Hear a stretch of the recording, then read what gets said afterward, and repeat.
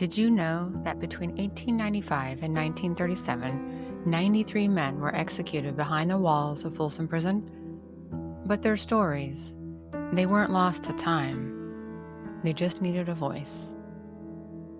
Welcome to Falling Through the Trap, where we dive into the deep, often unsettling waters of historical true crime, as well as our criminal justice system, both past and present. I'm April Moore, author and criminal justice professional, and I invite you on a journey through the human stories buried in prison records, newspaper headlines, courtroom transcripts, and so much more. I'm not just recounting cases. I'm probing into justice's paradoxes and presenting humanity found in a place we're told there isn't any: prison. Through the stories of these 93 men, we'll look at history, ethics, and certainly the death penalty, and whether or not it should have a place in America's present and future.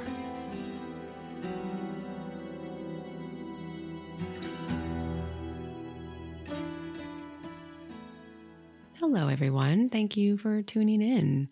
I've got a good one today. If you think you've got family drama, just wait. This story is incredibly fascinating, a little wild and crazy, and of course, tragic. And it's a little long, so let's just get to it.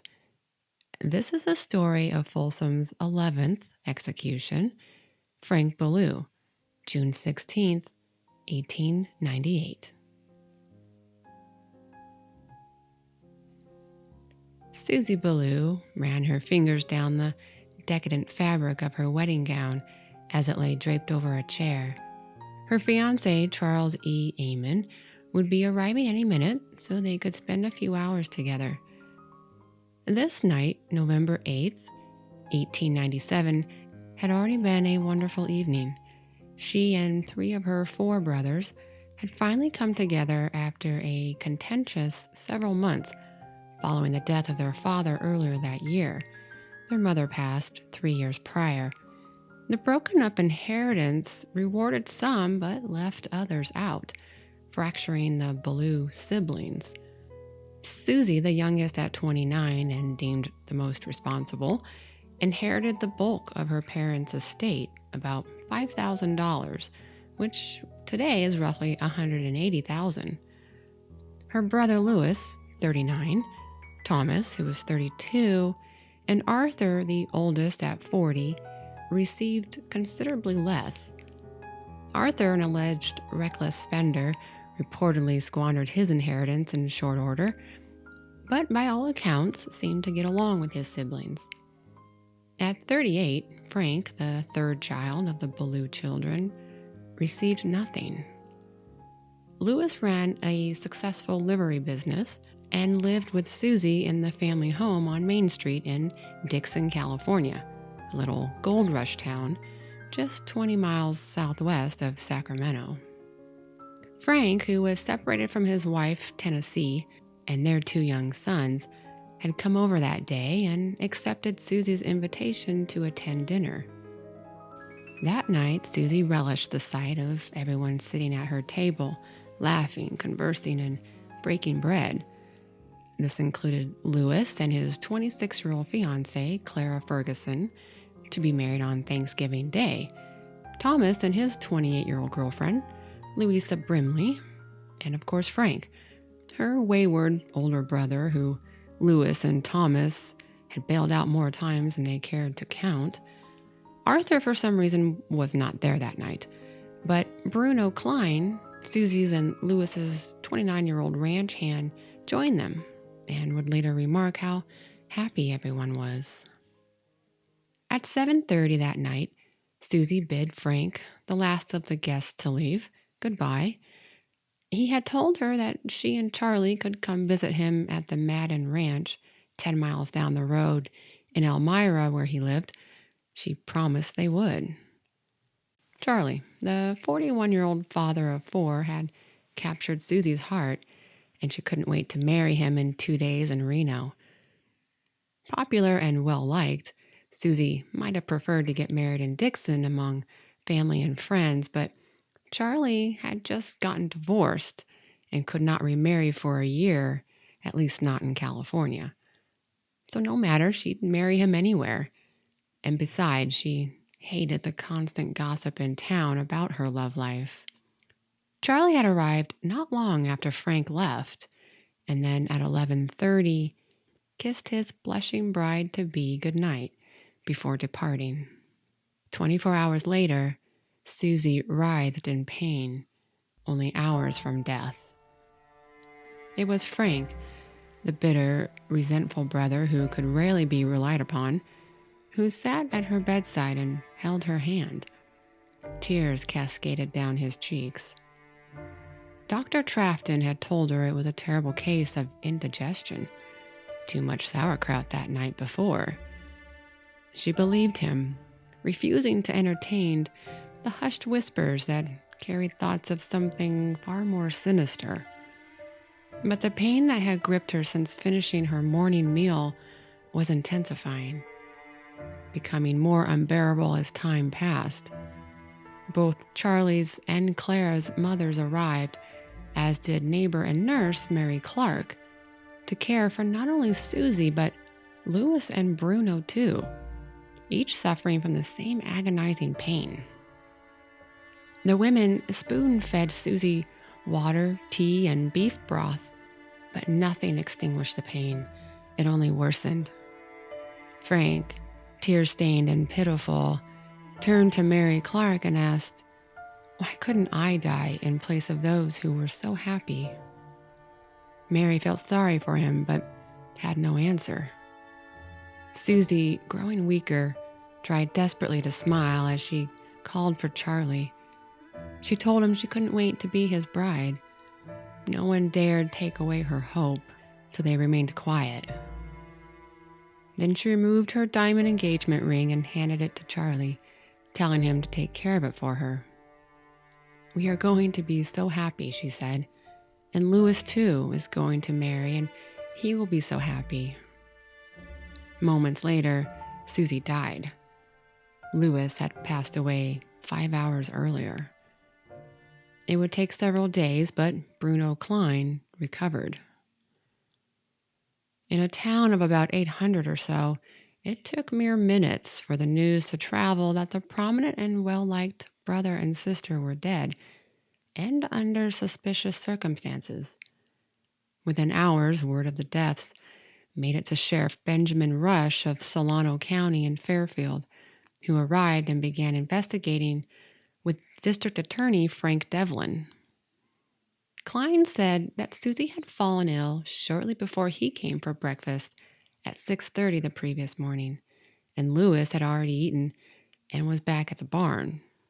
After eating a large breakfast of potatoes, eggs, mush, toast, and coffee, Bruno became very sick and found Louis in the stables in the same condition. No amount of vomiting could relieve their pain. It only increased. It quickly became apparent that whatever the three ate for breakfast, it contained some sort of deadly agent, and it hardly seemed plausible that Susie, who cooked all the meals, had any reason to kill herself or others. By now, the word poisoned had passed by the ears of everyone in town, and before long, Susie's stomach was on its way to Dr. Wenzel in San Francisco for thorough testing. The chemist also received samples of the water from the well that sat on the back porch of the house.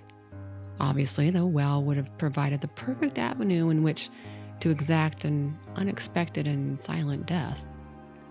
There is as yet no clue whatever to the perpetrator, said District Attorney Devlin, but the matter will be thoroughly investigated.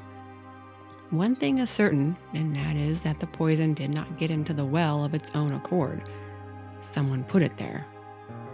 Sheriff Rush and his deputies, Frank Newby and Thomas Robinson, immediately went to work investigating the scene and conducting interviews. As the San Francisco Chronicle stated, rumors flew thick and fast as to who had the motive and opportunity to contaminate the well. Was it Susie's jilted lover, Harry Allen, whose engagement Louis and Thomas pushed her to end?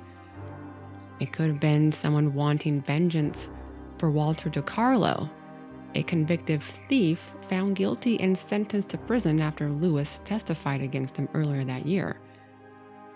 But what about the animosity between the siblings over the unequal distribution of their parents' estate? Did the siblings really make peace? There was also the fact that, according to Charlie, Susie's watchdog would have alerted them to the presence of a stranger on the property, but the dog never uttered a growl. Shortly after 1 p.m. on November 10th, the old church bell issued its solemn ringing, summoning mourners to the First Baptist Church, where 2 caskets, draped with elaborate floral arrangements, sat at the altar. All businesses, even schools, closed for the double funeral of Susie and Lewis, but despite the beautiful autumn afternoon, a heavy cloud of sadness and suspicion fell over the procession to the Oddfellows Cemetery. On the day Charlie should have been marrying Susie, the grief-stricken fiancé buried her instead, and it was learned that Lewis was Clara Ferguson's second fiancé she's had to bury, her first one having been killed just a couple of years earlier. Meanwhile, much to the surprise of investigators, both the well water and the contents of Susie's stomach came back negative for poison. It wasn't uncommon for poisons to have been absorbed elsewhere in the body, but the well water being uncontaminated forced investigators to start from square one. Fortunately, Frank Belew, the notoriously undependable brother and, quote, a bit of heavy human driftwood, came through by suggesting to Deputy Newby that perhaps the half-full kitchen kettle ought to be tested. When chemistry professor J.R. Grinstead of the local high school confirmed that the kettle's contents and the white powder found on the lid was arsenic, Sheriff Rush and his men finally had something to go on. The trouble being, in a community where farmers often used the poison to combat pests and drugstores that routinely ignored California law that required record of such sales, it became impossible for deputies and detectives to determine the source of the poison, let alone who purchased it. This was just the sort of mystery that John F. Connors loved to sink his teeth into. The San Francisco Examiner reporter wasn't the first on the scene, something Lee Irvine, the San Francisco Calls correspondent, later gleefully pointed out. But somehow, Connors, the modest and retiring 12-year veteran journalist, managed to get the scoop before the Call, its bitter rival. In fact, the petty competition between 2 newspapers to release information first was often cited as hindrances to the investigation, forcing authorities to release details sooner than they wanted. It didn't help matters that the 2 reporters likened themselves as amateur detectives, and nothing irked these 2 men and their editors more than the other one getting the exclusive. When both papers made public that Frank Belew appeared as the likely suspect, District Attorney Devlin felt forced to confirm they had been following Frank's movements and had interviewed his estranged wife. Although reticent of getting involved herself, Tennessee Belew, who lived in Davisville, told police she feared her husband and that their separation would be permanent. Other tidbits of Frank's past surfaced, compounding suspicions aimed at him. Charles Howe, a ranch hand who once worked with Frank, reminded the public about accusations he had made a few years earlier that Frank shot at him, claiming the gun accidentally discharged. Then he placed poison in biscuits that he fed to Howe. Howe was told by police that even though a chemist confirmed the presence of poison in the biscuits, Frank was well known and, at the time, well liked in the area, and it would be difficult to prosecute. Frank's father-in-law, W.D. Martin, accused Frank of stealing $500 from him, and even Tennessee confirmed a rumor that Frank had stolen their neighbor's hog and slaughtered it. More recently, Frank was caught forging Lewis's name on banknotes and had to sell his 6 mules, harnesses, wagon, and buggy to pay Lewis back. And according to Frank, it, quote, left me with nothing, broke me up. When asked by Irvine, the call reporter, what Frank thought about being suspected, he said, I am as innocent as you are of the crime. He scoffed at the notion that he harbored ill will over his lack of inheritance and called it absurd. Lewis borrowed my sister's money and his property is mortgaged. There will not be much to divide, and is it reasonable to suppose I would commit such a revolting crime for the small sum that will fall to my lot? For a time, my brother and I were not on friendly terms, but there was a reconciliation, and for some time before his death, our relations were friendly. Frank told Connors, the Examiner reporter, that being named a suspect took him by surprise, and he claimed he had no idea if there was even money to be had. If there is nothing coming to me out of this thing, he said, all right, but if there is, I want it, just as any other man would. Now that the kettle had been proven contaminated, certain realizations set in. Susie's caretakers, Mary Clark, Mrs. Amon, and Mrs. Ferguson, had made tea and beef broth using kettle water. These they continued to feed to the stricken siblings, particularly to Susie. Instead of quenching the burning pains Susie begged for relief from, she kept ingesting the deadly poison. The two guilt-ridden matriarchs confirmed that they too had felt ill that evening after drinking whiskey toddies made from the kettle water. Clark noted to investigators that Frank never drank water from the kettle or consumed any of the beef broth that night. It's a most cruel accusation, Frank told Connors. Friends have come to me on the street today and told me that suspicion was cast upon me. I say now that I am innocent and that I will spend every dollar of my share of the estates of my brother and sister to hunt down the foul murderer. Hoping to throw the persistent reporter off his trail, Frank added, I believe I know who is the assassin. I believe I can place my hand upon him tonight, but we are not ready to move. Thread by thread, we are getting the evidence together, and at the inquest, we will have a broadside to give the man we have under suspicion. I know the rumors are being circulated. I did not believe I had so many enemies in town. Thomas, standing by his brother, echoed this diversion. We are on the trail that will lead to light on this tragedy. It will be a story of love, romance, and murder. I made no accusations tonight, but simply say my brother will be able to prove an alibi when the time comes. Everyone knew Frank and Thomas referred to Harry Allen, Susie's, quote, discarded lover, whom she broke up with in February, and while his whereabouts were unaccounted for between 8:30 and 10:30 that night, when the poison was said to have been dropped in the kettle, only the Belew brothers suspected Harry. Indeed, the Woodland Daily Democrat wrote, Harry is a good deal of a blowhard, but many people take no stock in the charge that he is a murderer. Harry, the young farmhand and self-professed ladies' man, who never shied away from a fight, told Connors, I once loved Susie Belew. We were engaged to be married at one time, but no date was set for our wedding. He admitted he failed to keep his promise to stop drinking and gambling after she confronted him with his actions, after Lewis and Arthur ratted on him. Although Harry was angry with Susie's brothers, the only revenge he enacted was not to patronize Lewis's livery business.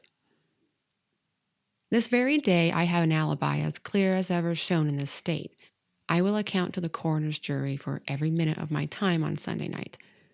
I am ready for my test. Then he said what everyone else thought. My suspicions in this case are cast upon a member of the family. I point the finger of suspicion at Frank Belew. Let them look at him if they are seeking honest evidence. No doubt, when Frank heard of Harry's allegations, panic crept in. If they place the rope around my neck and hang me, they will hang an innocent man, Frank said before lamenting his decision to aid the investigators by suggesting to Deputy Newby he have the kettle tested. My idea was that the poison was in the well, and I thought, of course, if it was there, it would surely be in the kettle. The truth is, I'm under suspicion and it looks black for me.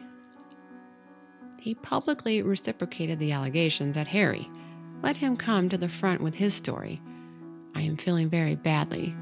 I fear for my safety, but I am innocent. San Francisco detective Dan Fitzpatrick had just joined the investigation and said, "Watch both ends in this case. Love on one side, money on the other. I am not satisfied with the explanation of either man. The mystery shall be solved and the hand of the law laid on the guilty man. Watch the inquest and the aftermath."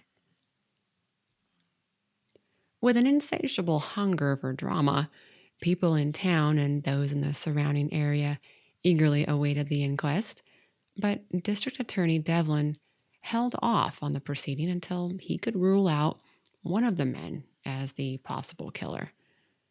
With Newby and Fitzpatrick, Devlin arranged a meeting between Harry and Frank in the back room of Charlie's saloon in hopes that either man would make incriminating statements. Neither suspect knew the other would be there. Harry, burning with anger, and Frank, cool and collected, sparred using bitter words strewn into lengthy accusations and claims of innocence. "You would sacrifice the life of an innocent man to try to save yourself," Harry said. "Do you know who I believe committed those murders? You, Frank Belew. You did it for the paltry sum of $3,000 that you'll get out of their estates." "You accuse an innocent man, Harry. The money I will get will go for debts.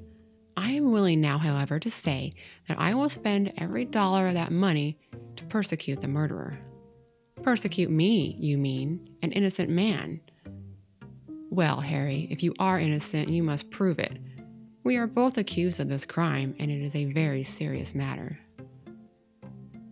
Like a war correspondent in the thick of an exciting skirmish, Connors feverishly transcribed the battle of words and smiled to himself, satisfied that he, not the call, had been invited to report on this covert operation. His boss, William Randolph Hearst, the pioneer of sensationalized journalism, would be so proud. Devlin, however, sat on his stool, pinching the bridge of his nose, hoping to stop the headache that lurked behind his eyes. This is not how he envisioned the outcome. Newby and Fitzpatrick leaned against the wall, disappointed that their plans to narrow down to one suspect had turned into a schoolyard finger-pointing spat. The accusations volleyed for several minutes before Harry said, "Poor Susie and Louis are dead. They cannot speak against you. May my soul burn for eternity if you find a lie upon my lips. Can you say that much, Frank Belew?" He pointed an accusatory finger at him. "You came with the lie upon your lips. Hanging is a hard death. You, Frank Belew, knew about that kettle. Somebody may have to hang." With an air of nonchalance, Frank folded his arms across his chest. "Since you made no bones about your charges, I will reply to them. Harry Allen, I believe that you stole into that kitchen and put the poison in the kettle, and that your motive was revenge." Finally, Devlin and his men put an end to the fiasco, and the two suspects parted as enemies. The authorities went back to quietly investigating. Harry went back to his farm work, and Frank took refuge behind Arthur and Thomas. Arthur, caught between brotherly love and compounding suspicion, said, It is a serious matter to charge a man with the crime of murder unless one has the evidence to back his charges. I dare not accuse Alan of the crime, though his threats look bad. I am sure my brother can prove his innocence, and I'll be charitable enough to say I hope Alan can also escape and prove himself innocent also. Thomas, with Frank at his side and with tears in his eyes, said, "No matter what they say about Frank, and no matter how black the storm may gather around my brother, there is just one picture that makes me know he is innocent. I can see him now at the deathbed of Susie, holding her hand when she died. I can see him again watching over Lewis until the last, like a slave, to save them both. He stayed until the tide of life had ebbed away." Thomas shook his head, trying to make sense of it. "No man can make me believe that my brother had the heart to poison those he loved this way. It is inhumane and unnatural. He has not that kind of heart." Frank squeezed his baby brother's shoulder in a show of gratitude. "I never poisoned them," he said. "It was someone else." The idea of someone poisoning his family and then tearfully watching as they slowly and painfully succumbed was preposterous. Nothing of the kind had ever made the pages of the newspapers, perhaps in one of the trashy dime store novels, but not in a real town and to real people. Frank played upon this. Could I have committed such a monstrous crime and stood there watching my sister suffer and see them feeding her more poison? No, sir, I could not be such a hardened monster. His eyes watered. Before God, I am innocent, and I am now being hounded by detectives and officers, and they seem bent on trying to fasten this crime upon me, whether I am guilty or innocent. It is time for me to have protection, so I will engage in a lawyer to protest my legal rights in this matter. The Belew brothers had already hired George A. Lamont, and Frank went to Woodland and retained attorney Reese Clark.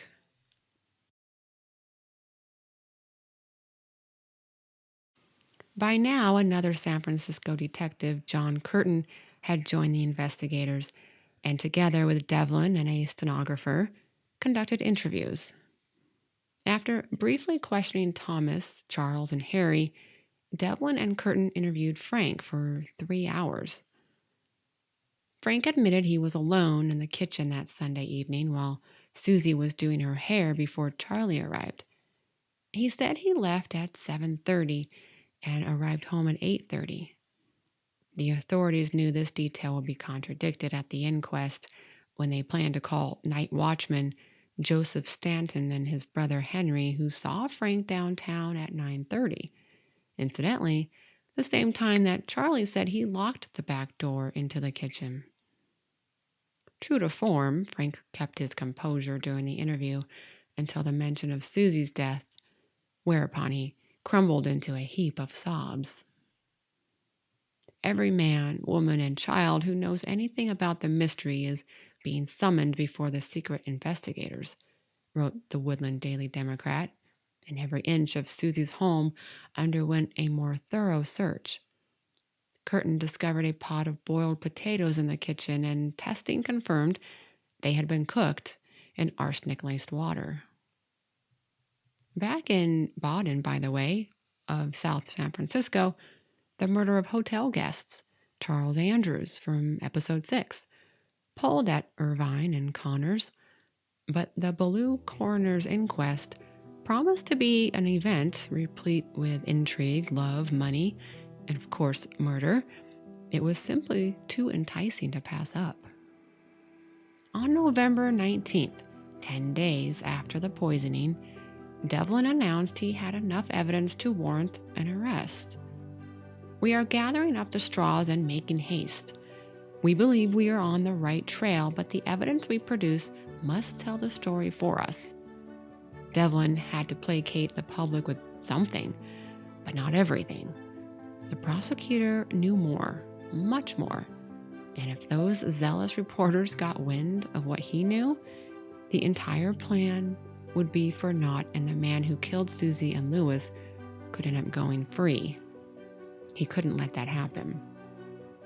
Considering Fitzpatrick and Curtin had already alluded to the press that they didn't suspect Harry Allen of murdering the pair, Devlin's statement spoke volumes to the public and to the Belew brothers.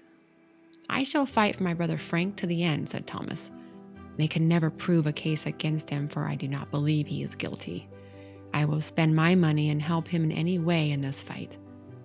He resented Frank's past digressions of forging checks and accusations of thievery being brought to light.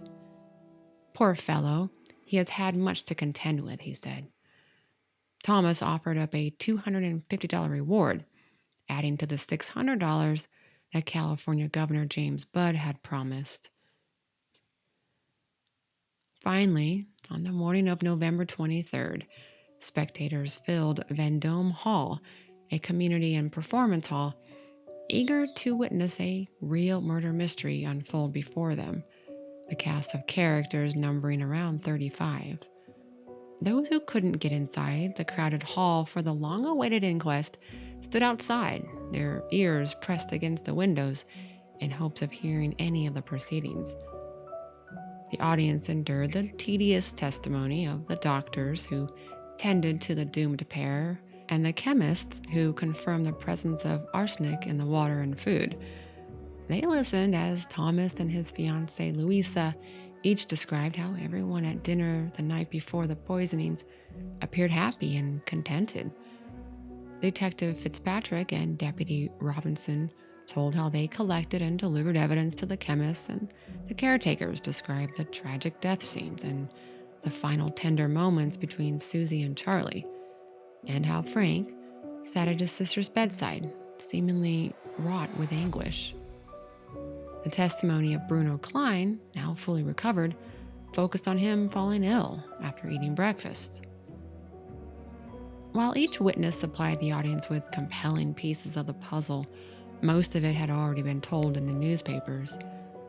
They had really come to see the stars of the show, Harry Allen and Frank Belew. The spectators took a collective breath when District Attorney Devlin told Harry that as a suspect, he had a right to not testify. The tension abated when Harry told Devlin he had nothing to fear. Questioned only a short time, Harry gave straightforward testimony about how he hadn't spoken to Susie since she called off their engagement 10 months earlier, who he was with on the night of November 8th, and that he had never purchased arsenic or any other poison in his life. In fact, wrote the Woodland Daily Democrat that evening, the story he told on the stand made a very favorable impression on nearly everybody who heard it, and there does not appear to be the remotest possibility that he will ever be a defendant in any criminal proceedings that may grow out of the tragedy. When Frank Belew took the stand next, the audience again held its breath, awaiting his response to Devlin's same preamble, and relaxed when he too agreed to testify. Devlin had Frank explain how his parents' estate had been distributed, and while he said he received nothing, he denied ever feeling vengeful toward his siblings for their share in the estate. His account of his family's Last Supper didn't vary from others who testified, and he continued to insist he arrived home at 8:30 p.m., despite Constable Stanton and his brother stating otherwise. Then came a question about whether or not he had ever purchased arsenic. Keeping up the appearance of a reliable open book, Frank replied, "About 5 years ago, some rough-on rats was bought in Dixon to use on my ranch. This common pest killer's main ingredient was arsenic. I cannot say whether I bought it or whether my wife bought it," he continued. "The poison remained in a box on the shelf until about a year ago, when I used the last of it to poison rats. I left the empty box on the shelf in the house and have not seen it since. I do not know where the box is now." Divulging this tidbit didn't seem to rattle Frank. A detail Lee Irvine of the Call noted, calling Frank the coolest, most intelligent, and best all-around witness. After less than an hour of deliberation, the coroner's jury filed back into the hall. We, the jury, find that Louis Belew and Susie Belew came to their deaths from arsenic poisoning administered by a person or persons unknown to the jury. Frank Devlin issued a subtle grunt of satisfaction to John Curtin, who sat beside him. His colleague returned the gesture. They had at least until January, when the case would go to the grand jury. I am very much pleased with the finding of the coroner's jury in this case, Devlin told Connors. Had the jury made an accusation against any particular person, it would have been a very hard matter for me to have refused to issue a complaint for the murder. Basically, it would have thrown their plans into chaos. Now we are in a position to do some intelligent work on the mystery. Just a few more links in the chain of evidence is required, and when we get those, I think we will be in a position to proceed in the matter. The investigators needed time to work without intruding reporters and a pressuring public, time in which to lay the groundwork necessary to present all that they knew. Is the cowardly murderer of Louis and Susie Belew to go unwhipped of justice? Asked the Dixon Tribune a month later. It certainly looks that way. If the officers are doing anything, they are keeping very quiet about it. It may be months or even years hence, but the perpetrator of this double murder shall be made to expiate his crime according to law. Devlin allowed himself a brief smirk as he laid the paper down. He will, he thought to himself. He most certainly will. On February 3rd, 1898, a train from San Francisco carrying Sheriff Benjamin Rush pulled into the station at Benicia, 40 miles south of Dixon.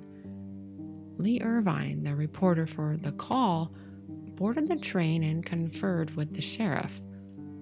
When the train arrived in Tucson, Rush's home city, he made no move to exit the train. Instead, Deputy Thomas Robinson and Detective Dan Fitzpatrick quietly boarded and joined the pair. The sheriff and his men might have asked why Devlin, Curtin, and Newby weren't included in the party, but Irvine was eager to go to press, with or without the officer's consent. Irvine could barely fathom his luck in obtaining the scoop over the smug, uppity correspondent of the Examiner, John F. Connors, a feat Irvine declined to ever explain. And the only thing better than being first to report a break in a story, a sensationalized murder mystery no less, was to play a vital role in that break, questionable tactics notwithstanding. The men filed off the train in Elmira, but Rush felt a nagging obligation to continue on to Dixon and confer with Newby and the others, but Irvine said a delay was too risky. Rush hated when zealous newspapermen forced his hand, but if what Irvine said was true, it was now or never. The four men divided into two carriages where their oblivious drivers received whispered orders before rolling out of the little town. No need now for conversation, as the noisy train ride had provided ample time and space to discuss the particulars. Irvine shifted uncomfortably in the second carriage as it struggled for several miles to keep pace with the one ahead. He'd be livid if he missed any of the action, but eventually, both horse-drawn carriages arrived at the small farm. By now, dark skies hovered above, with only the moon to cast shadows.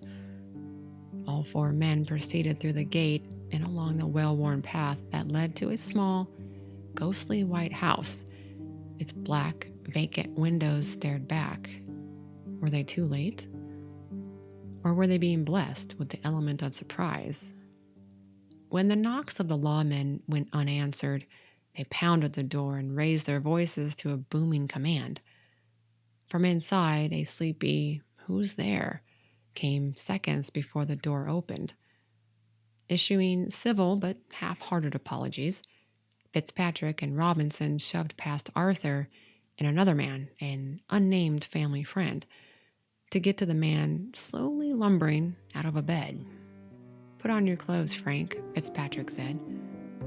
Even in the fog of a drowsy stupor, Frank Belew must have had an inkling, a tiny, sharp pebble in his gut that rolled back and forth until it garnered his full attention. Once dressed and outside in the cool night air, the realization sunk deep into his stomach.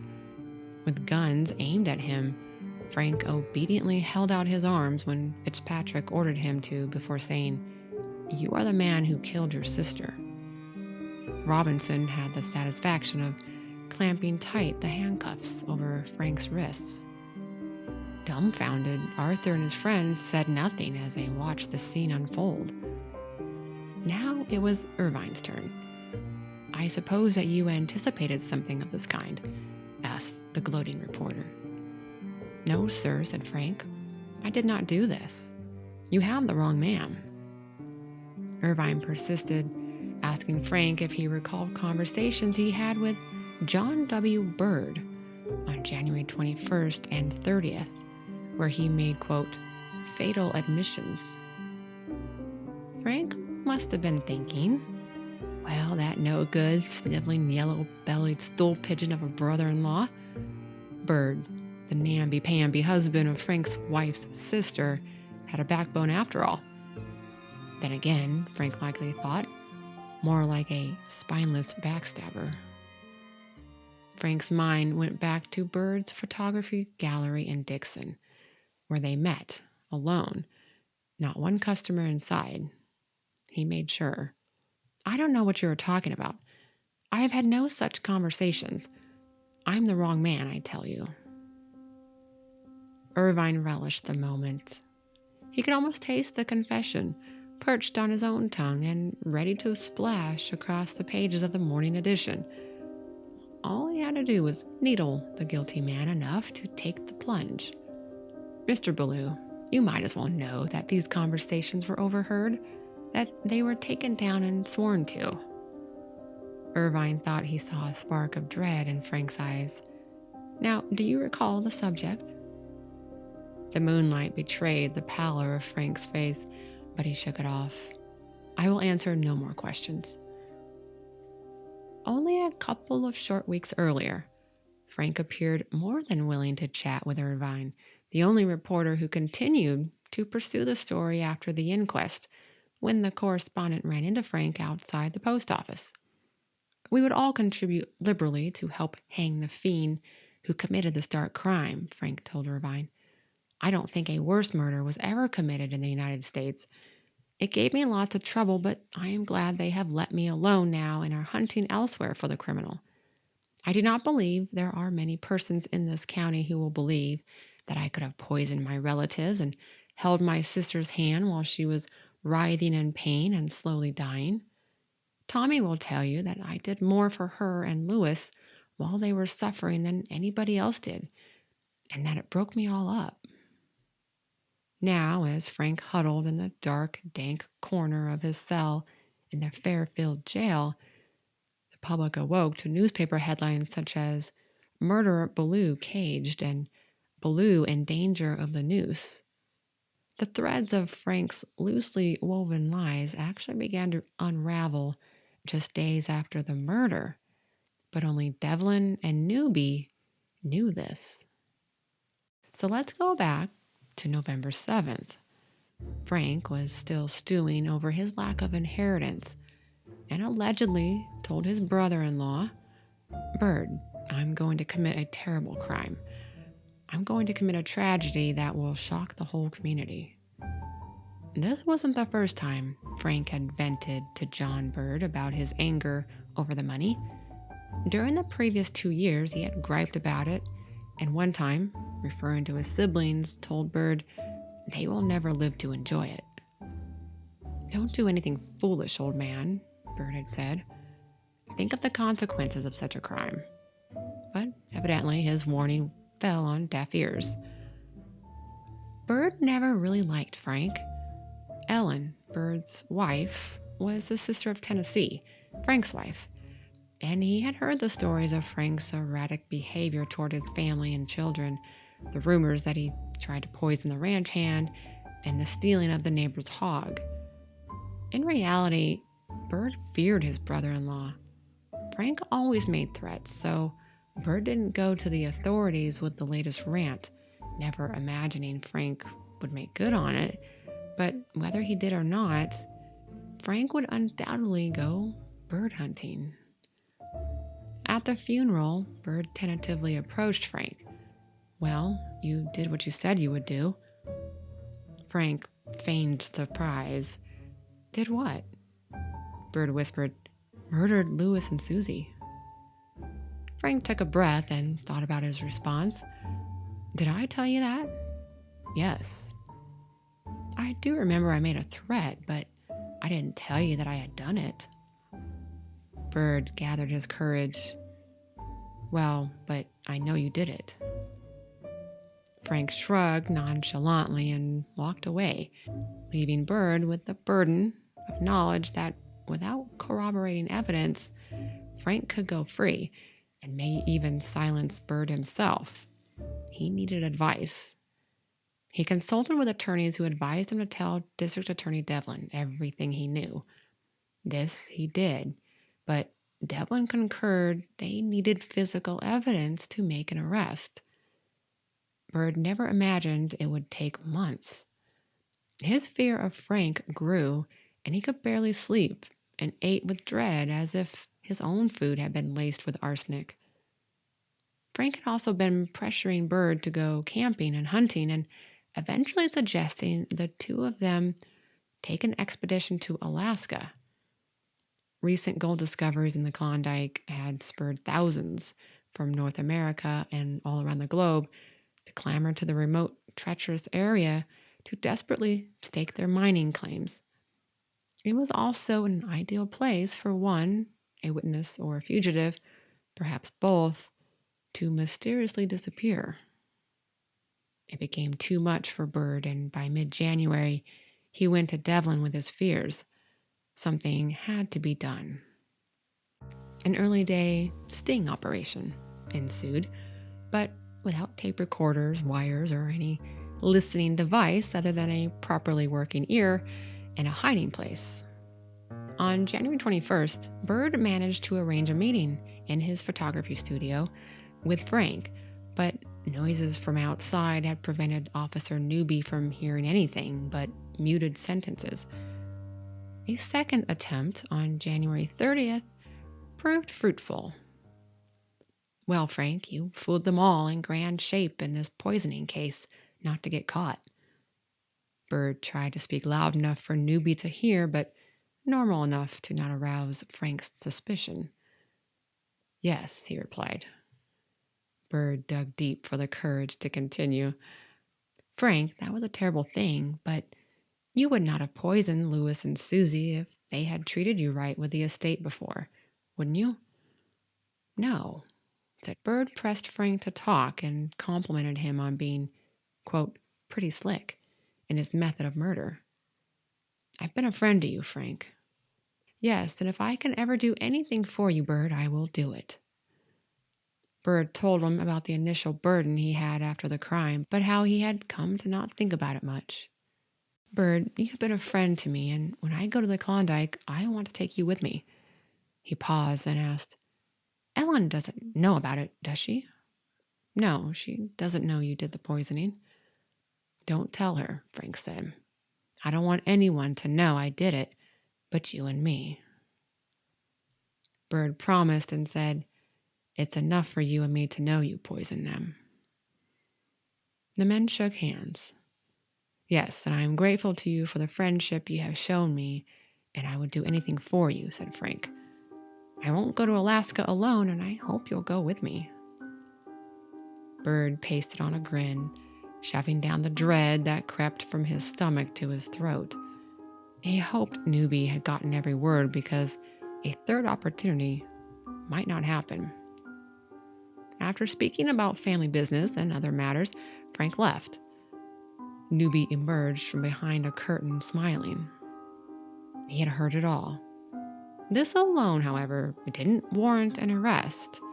They would need to interview Frank again, turn up the heat, and bluff if they had to. A confession would surely follow. But a couple of days later, Lee Irvine, the call reporter, somehow got wind of what happened, and it's unclear how exactly the pressure from the correspondent, and on whom, unfolded. It all accumulated to the nighttime arrest of Frank Belew.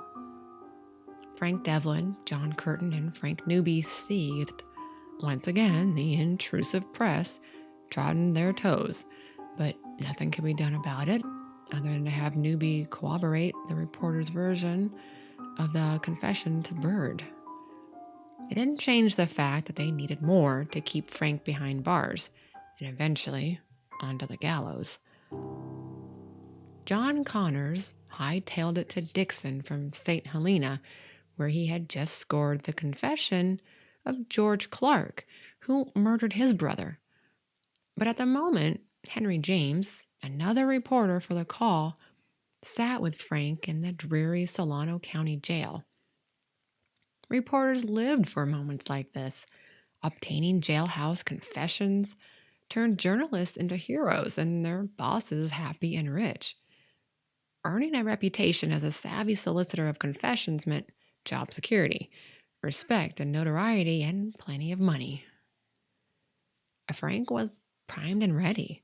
Depressed, sullen, he convulsively clasped and unclasped his hands in a nervous jitter. His bulking physique only masked the man's true nature of a weak coward, and the earlier meeting with his brother Thomas had broken him even more. Irvine and James had set it up, witnessing the younger brother sobbing as he asked if he had done it. "No, Tommy, I did not," Frank lied. "I am as innocent as any of you." James noted the differences in the two brothers. Frank is cold, impassive, selfish, he later wrote of the meeting. He has shown that the natural ties of affection are nothing to him. Tom is impulsive, tender, loath to believe the truth of the charges. One is stolid, the other easily roused to tears. But Tom is beginning to accept the evidence, and he admits, if the allegations can be established, he can say no more.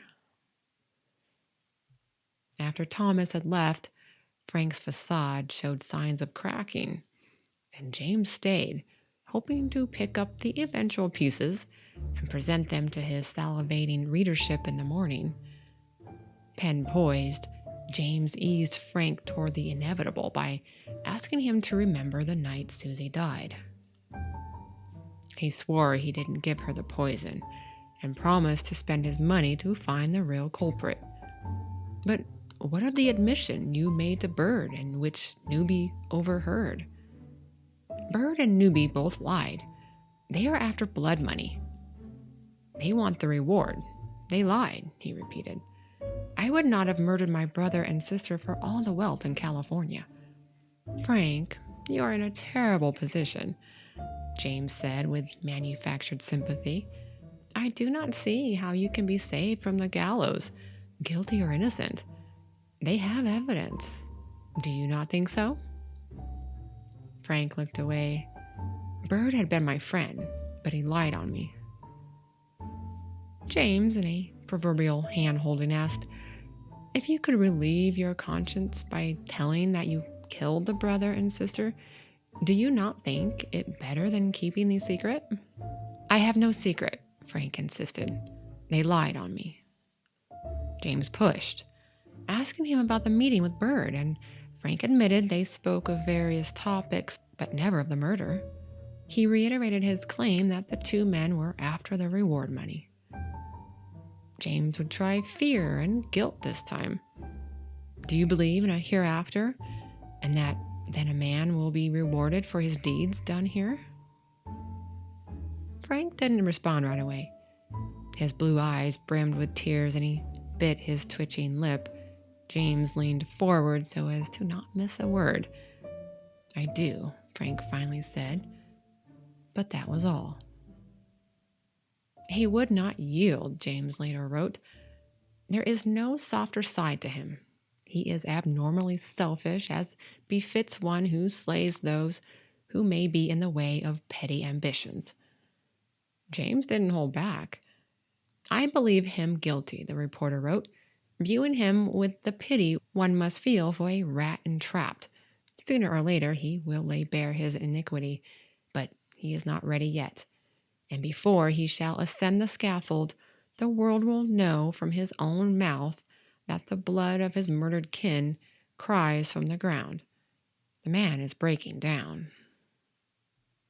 That same evening, on February 5th, John Connors, alongside Detective Dan Fitzpatrick, breezed into the county jail, alighted with confidence after a job well done in the Clark murder case. But securing a confession before the suspect had his day in court was never an easy task. Admitting guilt made the noose a certainty. What transpired is best described by Connors himself. "This man hated me because I had long since pointed him out as the murderer. He had once threatened to do me bodily harm. I asked to be locked up with him. I saw him trembling on his cot. He shook my hand, although I knew he hated me. I wasted no words on him at the start because I knew I was dealing with a coward. I told him he was a guilty wretch at the very beginning. Then I told him the story of his life and the evidence of his crime. Dan Fitzpatrick, the cleverest officer in Solano County, assisted me. Frank Belew listened to my arraignment. He broke down while I held his hand and said, 'Yes, I did it.' Then he told me the awful story of his crime." Flickering light from a single candle on the floor of the cell danced on the walls and faces of the three men. For 3 hours, Connors and Fitzpatrick sat on the cold floor as Frank, lying on his cot, sobbed through the enumeration of his deeds. "When I saw Susie dying, I was filled with remorse. I wished I had not done it." "When did you think of it first?" asked Connors. "Did it come suddenly on you, Frank?" "I never thought of it till the day I'd done it." He related how he had used rough on rats, the pest poison he had bought several years earlier. "I talked with Susie the same day I'd done it. Lewis talked to me about my wife. He made some remarks. They had also discussed the upcoming marriages, which further angered Frank, as his parents' fortune would further be divided among others. After accepting Susie's invitation to later come to dinner, he went home. "I got the poison that was in the box and put it in the paper. Then I placed the paper in my pocket. I put the poison in my pocket in order to do something to Susie and Lewis. I was backing out from my first intention, but then Susie jumped on my wife that night, and I determined to put an end to both of them." Connors feverishly took down each word as Frank blubbered and sobbed his way through his dark admissions. "I can't tell the exact time I put the poison in the kettle. Susie was in the front bedroom at the time. She was preparing to meet Charles Amon, to whom she was engaged to be married. I slipped into the kitchen alone. I took the lid off the kettle and dropped the poison right in, and then placed the lid on again." He wrung his hands and shook his head. "I then went to the room where Susie was and told her good night." Frank claimed he never saw the caretakers feed Susie more poisoned water. He explained that Susie had angered him by speaking ill of Tennessee, saying she was running around with other men. "She jumped me that evening, or else I wouldn't have done it." He claimed Lewis never liked his wife. "He never had a good word for her," he said. Frank wanted nothing more than to wipe the smiles off the smug faces of those two siblings who he felt already had more than they deserved, whereas Frank had nothing. No happy marriage, no money, and certainly none of the respect and admiration that Susie and Lewis had. While he admitted he talked to John Bird in January, he didn't recall telling his brother-in-law that he had planned to commit a tragedy, nor that he did it for the money. I had no feeling that I was going to get any portion of this money by their deaths. I do not know what I killed them for, but I guess I killed them for revenge. After Connors left to write up his tell-all article, Henry James of the Call returned, where he then claimed to have wrung out the entire sordid tale from the weakened and haggard prisoner. So when both renditions hit the presses the next morning, the rivalry between the papers hit a fever pitch, each side vehemently claiming the victory belonged to him. A sworn statement from Fitzpatrick that he and Connors secured the voluntary confession at 10 p.m. that night confirmed the victor, but the Call cried foul, saying that they merely loosened Frank's lips for the Examiner reporter.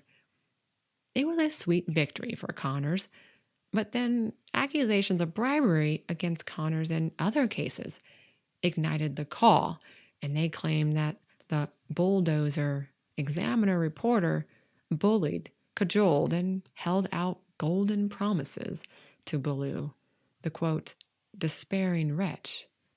Frank himself later submitted a sworn statement corroborating the Call's accusation that Connors offered him $2,000 for a confession. The paper pointed out that an extorted confession would be thrown out in court. The only thing accomplished by the Examiner beyond making a display of itself was to cloud the situation and throw obstacles in the path of justice, wrote James. Connors and Fitzpatrick adamantly denied the accusations of bribery, and given Frank's diabolical actions and his sullied reputation even before the murders, it's impossible to know for certain if Frank was being truthful. Because Frank had made an official confession to Devlin and the other officers the day after these confessions, it mattered little what each of the two papers bickered about. Arthur, the firstborn of the 5 siblings, came to his brother's cell. Frank, was that confession all right? Frank, feeling the immense relief of unburdening himself, replied without hesitation, yes, I poisoned them both. Arthur, sitting on a chair beside Frank on his cot, broke down. Why did you do it? Oh, why did you do it? You must have been out of your head. Frank kept silent as he watched Arthur's searching eyes sift through pieces of the past. I do not see how I could have been with you all these weeks and had no suspicion. Many a night you have gone to bed first, and I have heard you snoring and sleeping soundly with this on your soul. But I was not always sleeping as well as you thought, Frank said, for this thing has been weighing on me like 1,000 tons of pressure. Still stunned, Arthur later told the Call, it seems to me impossible that he committed that crime while he was in the right mind. I think some strange emotion controlled him and he could not resist the idea to do what he did. I always said that I would not believe this on him until he confessed it, and now he has confessed. Days later, out of a sense of brotherly duty, Arthur would come to his brother's defense. I would be a coward to desert my brother at this time. He felt sure Frank would never plead guilty to the charge and that a fair trial will show Frank wasn't responsible for his actions. I believe him insane, Arthur said. Frank told Lee Irvine of the Call that it was the slandering of his wife that sent him over the edge. When any human being steps between a man and the woman he loves, as I loved my wife and as I love her now, let him beware of the consequences. Irvine described the miserable conditions of the damp and cold jail and that Frank was, quote, the complete picture of hopeless resignation. He would face his consequences like a man, however. The impression is inevitable that this strange man's life has been ruined because he fell madly in love with a woman from whom he was separated, largely through financial troubles which he encountered while he was struggling for bread against great odds, and while the dice of fate were loaded against him. "Whatever comes to him in this world," wrote Irvine, "or any distant star, there is little doubt that, as he sits in his cheerless cell tonight, there is one picture uppermost in his mind, one emotion strong in the night of despair: love for his wife." He says he can still see her face and in memory hear her voice. She is with him in his troubles, and perhaps in spite of the blackness of the situation, he hears in happy dreams the footsteps of her return. That reunion, if at all, would have to wait. In fact, Tennessee Belew had every intention of avoiding her estranged husband at all costs. "My sister Tenny, that is, his wife, has been married to him for nearly 10 years, Ellen Bird told Connors. "Tenny has told me that some nights when she went to bed, she wondered whether she would ever wake up alive." She described how Frank had once beaten her and their 2 boys because she tried to stop him from taking the children away. He also kept a sharp butcher knife on the table beside their bed, and when she asked him about it, he told her she would, quote, "probably find out before morning." Undoubtedly, Mrs. Belew and her children finally felt safe with Frank in jail. John Bird, however, did visit Frank, and the men evidently cried together. "Frank, I am sorry for you." "I am sorry you told on me, Bird. I had to tell the truth." For an hour, the men spoke in a friendly manner and, quote, apparently parted as best of chums, according to Connors. Thomas, however, came to see Frank, not to confront him or ask him for an explanation, but to say goodbye. He waved at Frank and said, "I shall never see you again." Thomas left and never had anything to do with his older brother again. John Bird, meanwhile, set out to acquire the $600 in reward money that Governor Budd offered. "I think I am entitled to the money," he said, "and I would like to have it. I put my life in jeopardy in this case. In fact, I did not know what moment I might be killed by this man, Belew." Bird related to Connors how Frank repeatedly tried to get him to go hunting.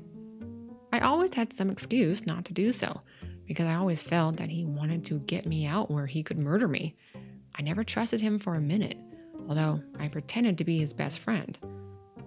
He insisted he never thought about the reward money, but rather was working in the interest of justice. "I will say now that if it had not been me, Frank Belew would never have been arrested for the crime. That is certain." With Arthur at his side and talks of an insanity defense, Frank's mood improved. He had been intimating he'd plead guilty and save the county the expense of a trial, and now showed a fighting spirit. "I do not feel as I did when arrested and have no desire to die. I think that imprisonment for life would suit me better." On February 11th, Frank came to his preliminary hearing, clean-shaven and remarkably composed. He shook hands with acquaintances as if attending a social event. One man said to him, "Well, Frank, if you hadn't confided in Bird, you'd never been caught." Without denial, regret, or a show of remorse, he replied, "Do you know, I don't remember having told him I intended to kill them."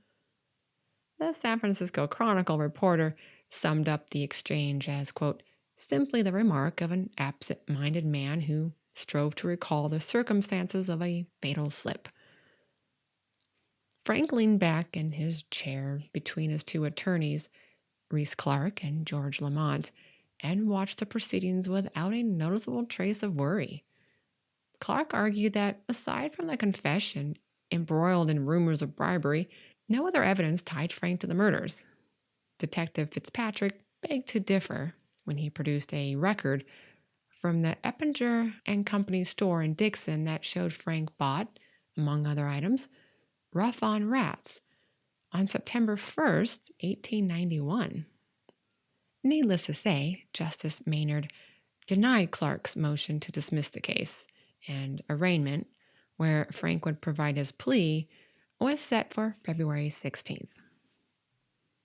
Then, on February 15th, 1898, the country was plunged into uncertainty after the USS Maine, stationed in Havana, Cuba, exploded, killing 216 American servicemen. In just over 2 months, the Spanish-American War would begin, and Frank Belew would know his fate.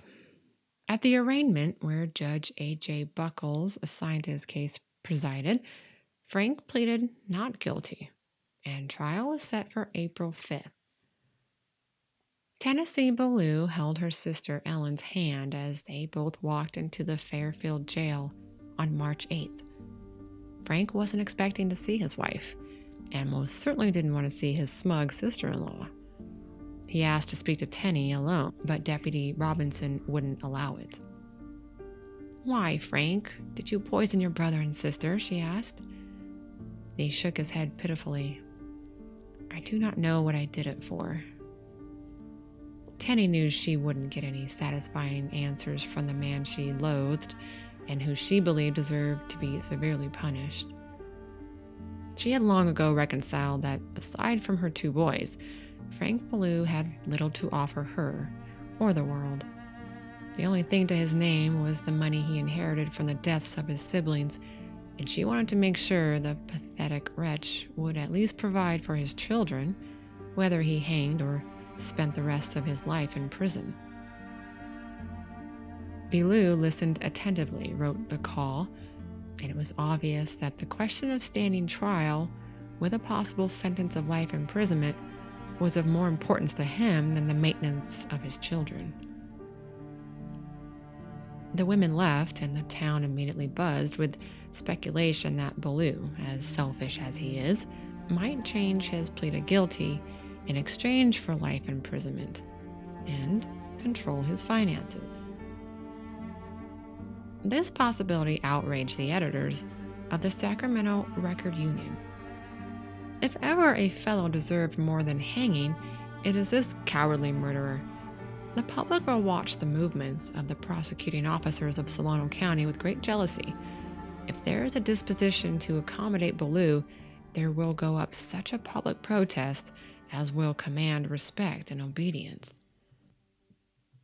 After a second visit with his wife on March 19th, Belew told Connors that he intended to set aside a portion of the ill-gotten inheritance for his children.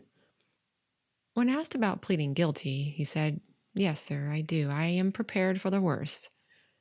Connors asked him once more to tell the world why he killed Susie and Lewis, and he replied, "I have not the least idea.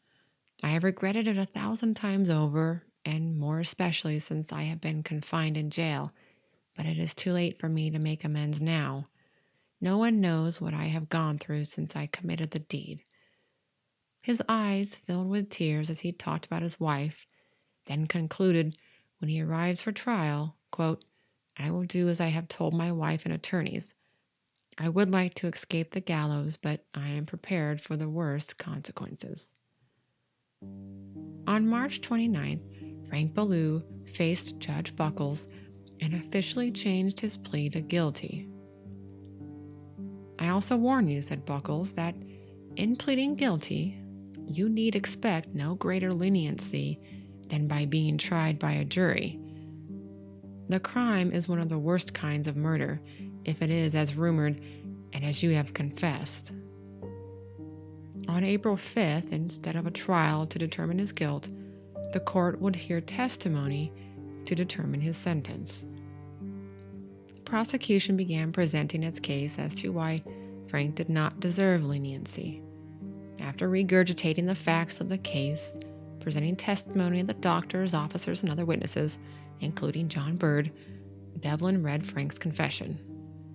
The defense offered several witnesses who testified that Frank had been a peculiar child and an eccentric adult, then handed the case to Judge Buckles. On April 9th, Frank stood before the judge in a packed courtroom. Buckles spoke at length about his duty to fully consider the evidence before him, particularly pertaining to claims of insanity. Any man who would commit such a crime might be said to be unbalanced, said Buckles. There certainly is a distinction between men who commit crimes and men who do not. It may be that there is a sort of passion that is irresistible that leads them on to crime, but the law can take no cognizance of that unless there is an absolute reduction of the faculties of the mind. It does not seem to me in all the testimony that have been given here that there is anything that would indicate an unbalancing of the mind as would relieve the defendant.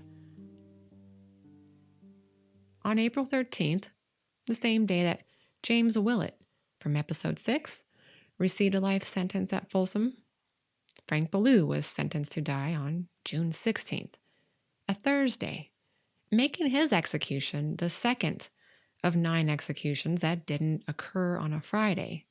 The first was actually John Barthelman from the previous episode, which I might not have mentioned. In early May, still hoping to reap the rewards of being an informant, John Bird filed another claim with the State Board of Examiners for the $600, a move that didn't sit well with Frank, who sent a message to Sheriff Rush. "I am now ready to open my heart," he wrote. When Rush arrived at Condemned Row at Folsom Prison, Frank seemed eager to unburden himself again. "The murders were planned by J.W. Bird and me some months before I killed Susie and Lewis. Our original intention was to murder Arthur and Tommy also, but I did not get a good chance to do the job." Frank explained that Bird would then be made administrator of the estate and, quote, "could have made a hand that way. If I got into trouble, Bird was to stand by me and do all in his power to save my life. But he went back on me, and that is why I now want to tell the whole truth." Arthur chimed in. "I rode up on the train yesterday with a former business associate of Bird. The man allegedly told Arthur that he had talked to Bird a month before the murders and that Bird mentioned that, in a month, he'd have plenty of money." Arthur also claimed to know someone else who heard the plans of Frank and Bird. And then Frank's attorney, Reese Clark, submitted a statement to the Dixon Tribune on the whole matter. "Had not Frank pleaded guilty, I can say from any knowledge of the case, knowing all of the facts as I know them, that the 12 men don't live that would have ever convicted him and affixed the death penalty. They might have convicted him of something, but never would have given him the death penalty. In the eyes of the world, he may be deserving of the death penalty, but I say and know that he is voluntarily going to his death against my protest and advice, impelled by a vain and hopeless love and confidence in people who, like, quote, birds of prey, are perched in the distance, whetting their beaks for the lifeblood of Frank Belew in the way of rewards and otherwise praying for the 16th of June, that he may be blotted out forever while they enjoy the pittance that his death may bring them. Respectfully, R. Clark. P.S. Even at this late day, if Frank Belew would permit me to do so, I could save his life and stand an even chance of acquitting him, strange as it may sound to those who are not fully acquainted with all the facts."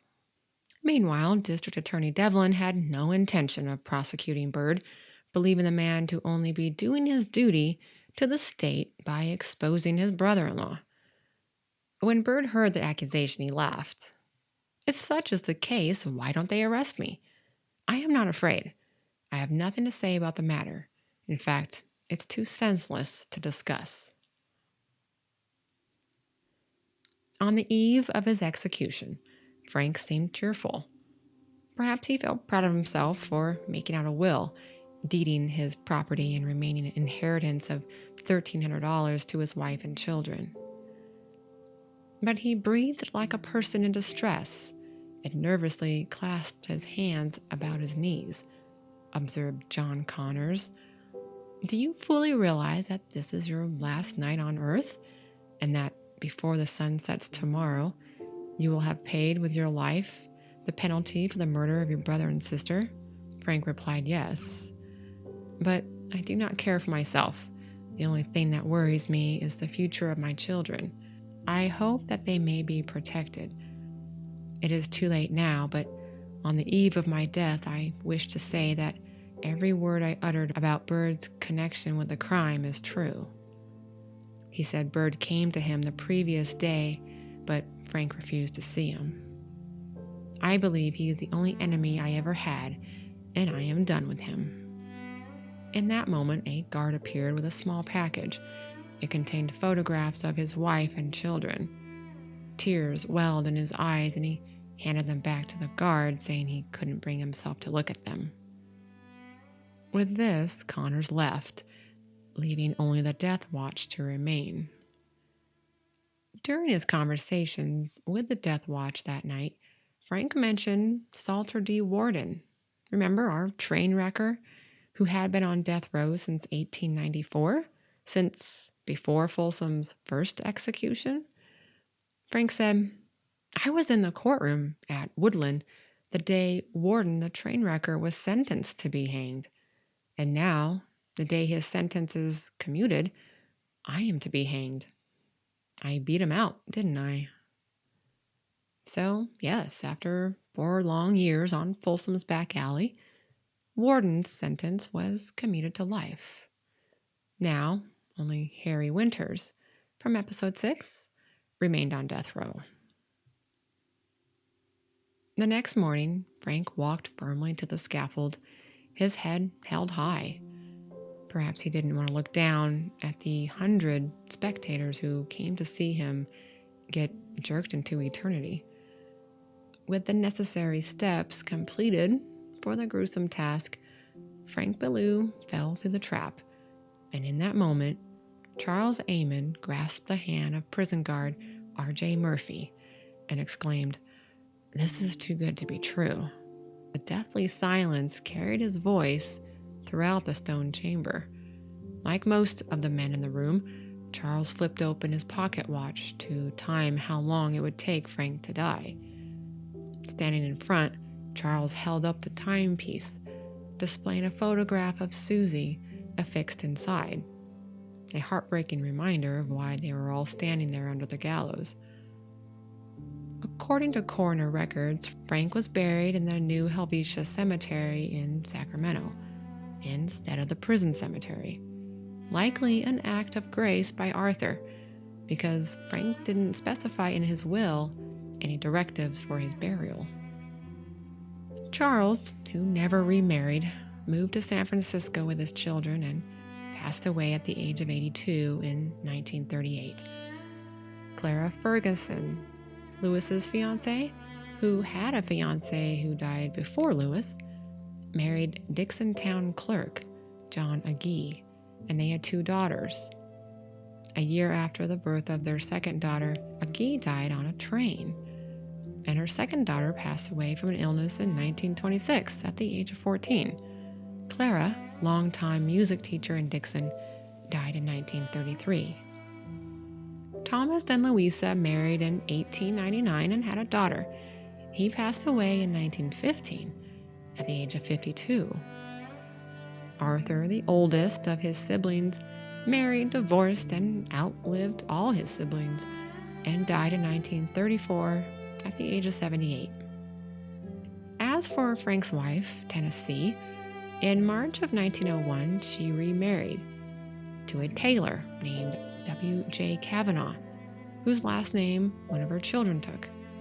Sadly, the couple separated in late December of that year because of his drinking, and in July of 1902, Kavanaugh died of drowning in an apparent suicide. She'd end up marrying a couple of more times, and she died in 1935 at age 69. Now, Frank had 2 sons, Thomas and Merritt. Thomas went into the military, was married and divorced a few times, was a conductor for the Pacific Railway, and later lived with his mother and worked at a dairy. He died in 1966 from tuberculosis.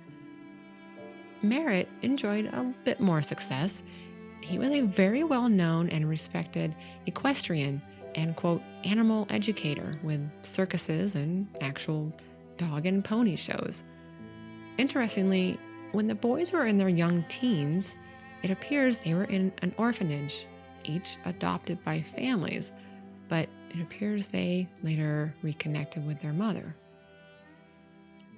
As for John W. Bird, he endeavored for nearly 5 years to obtain the $600 reward money, taking his claim to the state's Senate Special Assembly, which rejected it in March of 1903.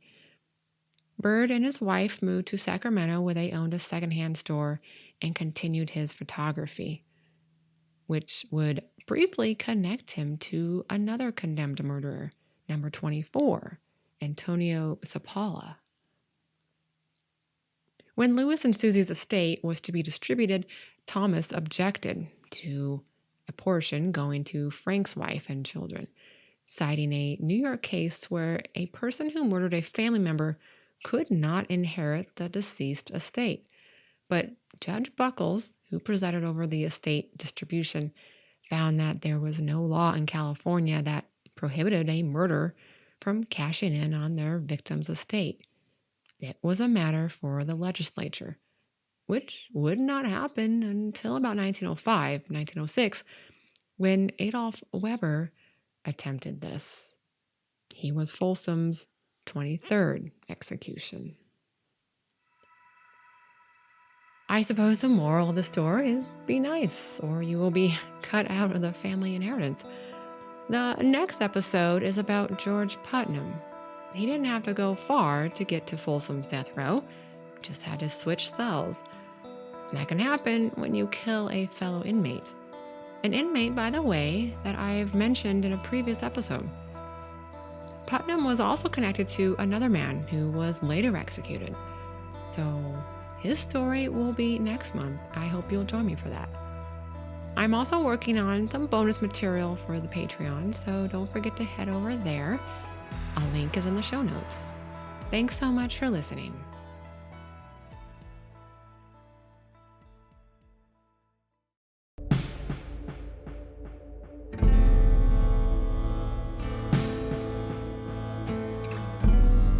Falling Through the Trap is written and produced by me, April Moore. You can subscribe wherever you get your podcasts, where you can also leave a review, and follow the show on Instagram at Falling Through the Trap. I'll post photos and other documents on my Substack page, apriljmoore.substack.com, where you'll also be able to listen to each episode. Find the show on YouTube as well. Check the show notes for links, including one for Patreon, where I share lots of extras. Join me every third Friday of the month, where you'll learn the story of the next man to fall through the trap at Folsom Prison.